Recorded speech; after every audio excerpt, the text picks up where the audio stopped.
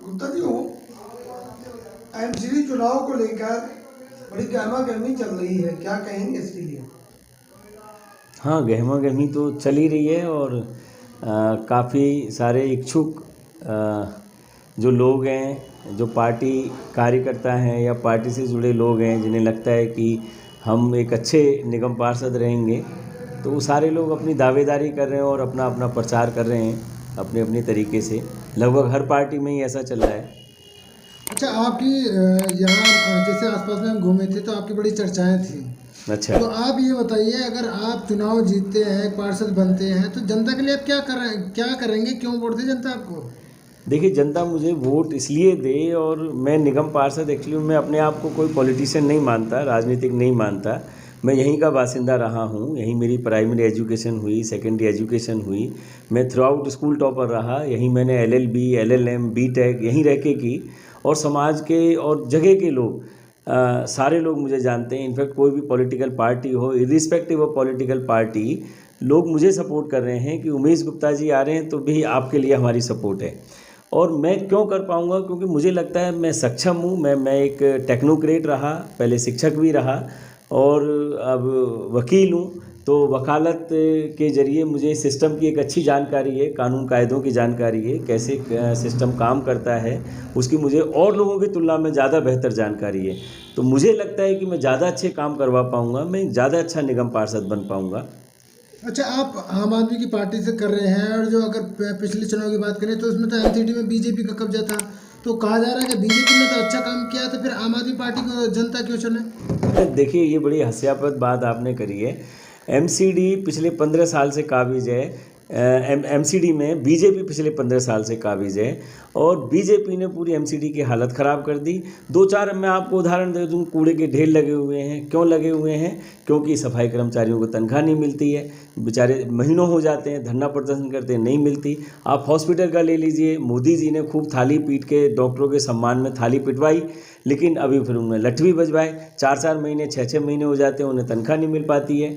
आप एमसीडी के जो प्राइमरी स्कूल हैं उनको ले लीजिए, वहाँ शिक्षकों को तनख्वाह नहीं मिलती, महीनों महीनों बेचारे कैसे अपनी नौकरी करें।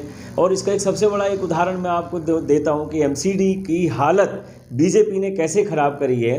दिल्ली में पिछले 14-15 सालों में एमसीडी के लगभग 200 से ऊपर प्राइमरी स्कूल, जो भाजपा शासित एमसीडी के स्कूल हैं, वो बंद हो गए। और वो बंद क्यों हो गए? आप ज़रा सोचिए, क्या दिल्ली की आबादी कम हो गई? क्या दिल्ली में बच्चों ने पढ़ना छोड़ दिया? ऐसा कुछ नहीं है। वजह ये है कि एक गरीब रिक्शा पुलर भी जो है बेचारा, वो अपने बच्चे एमसीडी के स्कूलों में नहीं भेजता, क्योंकि उसे मालूम है कि एमसीडी के स्कूलों में पढ़ाई नहीं होती, एमसीडी के स्कूलों में शिक्षक नहीं है, एमसीडी के स्कूलों में इंफ्रास्ट्रक्चर नहीं है, तो वो किसी पब्लिक, छोटे मोटे पब्लिक स्कूल में भेजता है। और ये अपने आप में एक बड़ा बदहाली का सबूत है कि बीजेपी ने एमसीडी की हालत क्या कर दी।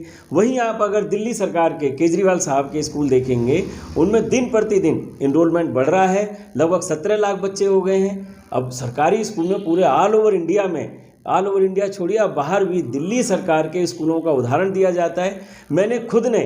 मेरा अब एक बेटा बीएससी करने के बाद वो जॉब करने लगा है। मैंने खुद ने प्राइवेट स्कूल से बच्चे का नाम कटा के 7वीं 8वीं क्लास में सरकारी स्कूल में कराया, और मैं बड़ा खुश हूँ और बड़ा स्कूलों की परफॉर्मेंस से बड़ा सहमत भी हूँ और खुश भी हूँ। तो मैंने खुद अपने आप देखा। नहीं, आप तो कर रहे हैं कि केजरीवाल साहब ने इतना किया, लेकिन बीजेपी के अगर फेसबुक अकाउंट पे देखें तो कहा जा रहा है कि 22,000 क्लासरूम बनाने का दावा करते हैं केजरीवाल। इतने तो देश के आधे से इससे ज़्यादा में नहीं बने। झूठ और भ्रम फैलाते हैं जनता में केजरीवाल।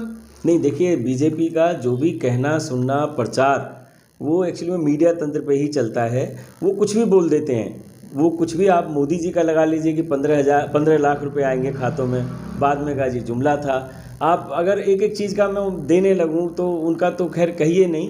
ये बड़ा सिंपल है। देखिए मैं बड़ा साफ गोई में विश्वास रखता हूं।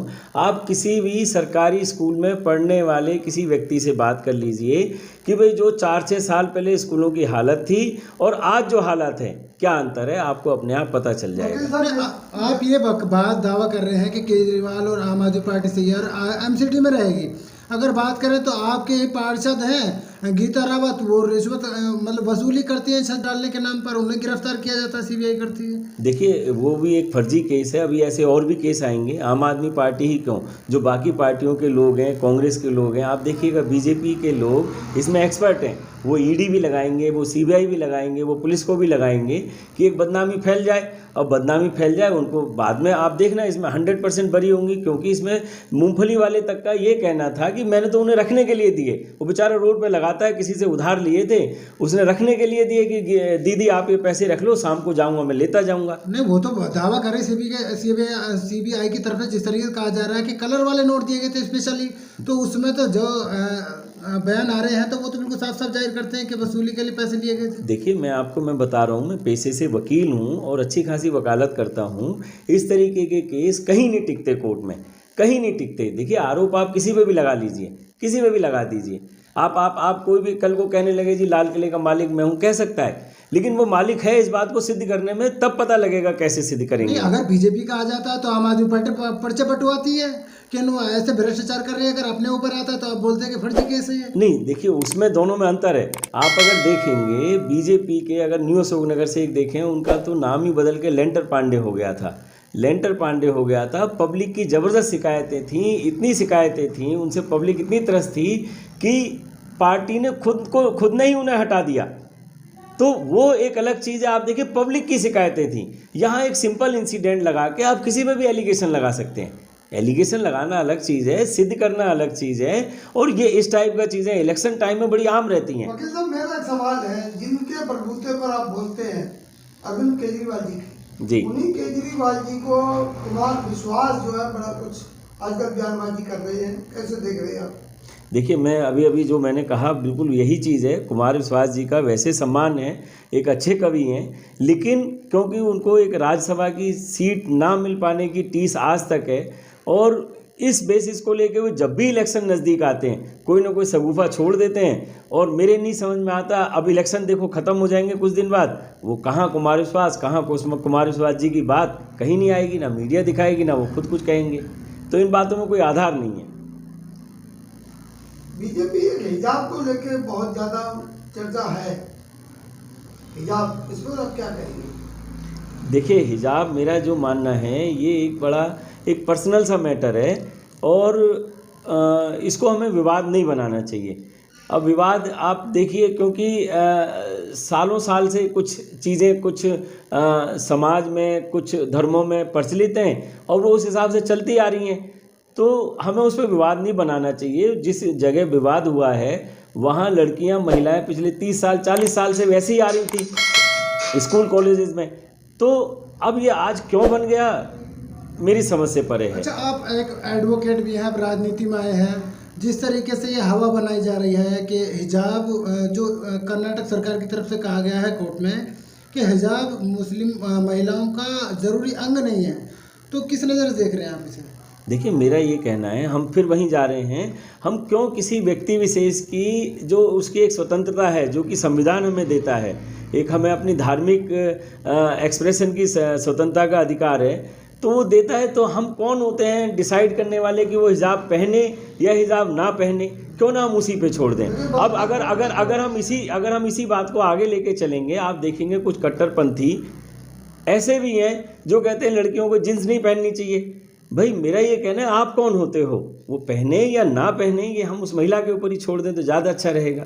नहीं सर, जिस तरीके से कहा जाता है कि एक शिक्षा का मंदिर जहां पहचान नहीं होनी चाहिए कि कौन अमीर है, कौन गरीब है, कौन किस धर्म का है, तो अगर ये ऐसी चीज़ें आएंगी धार्मिक प्रतीक, तो इस पर तो विवाद तो खड़ा होगा फिर। देखिए प्रतीक नहीं है ऐसे, तो अब सिखों में पगड़ी का भी वो प्रचलन है, तो आप इसको कैसे लेंगे ऐसे ना, वो भी तो देखिए आते हैं। तो मेरा तो ये मानना है हमें इसको विवाद का विषय ही नहीं बनाना चाहिए, और मुझे लगता है हम इस पर जितनी चर्चा करेंगे शायद ये उतना ही विवाद गहराएगा, और जो लोग इसके जरिए अपनी राजनीति चमकाना चाहते हैं वो उनको फ़ायदा होगा। तो मेरा मानना है ये तो चर्चा का ही विषय नहीं है। तो आपको क्यों लगता है कि इसे एक राजनीति का मुद्दा बनाया जा रहा है? देखिए राजनीति का मुद्दा वही लोग बना रहे हैं जिनकी राजनीति ही पूरी की पूरी धर्म पर आधारित है, ये वही लोग बना रहे हैं, बाकी और कोई नहीं बना रहा है इसको। अच्छा, ट्रेंड चल रहा है कि जो राम को लाए हम उनको लाएंगे, इस पर क्या मानना है आपका? देखिए, मेरा ये मानना है जो राम को लाए हैं हम उनको लाएंगे। तो मुझे आप बताइए कि राम को लाने वाले हम कौन होते हैं? श्री राम भगवान, वो तो बहुत बड़े वो हैं। मेरा मानना है वो सबको लाए हैं भाई, हम कहाँ से उनको ला सकते हैं? वो तो सर्वशक्तिमान है। तो ये तो वो अपनी राजनीति चमका रहे हैं श्री राम भगवान के नाम से। वो सर्वशक्तिमान को लाने वाले हम या कोई एक पार्टी विशेष के लोग कौन होते हैं? मेरा तो यही कहना है, वो बस राजनीति के अलावा और कुछ नहीं कर रहे हैं। राम मेरे भी आराध्य हैं।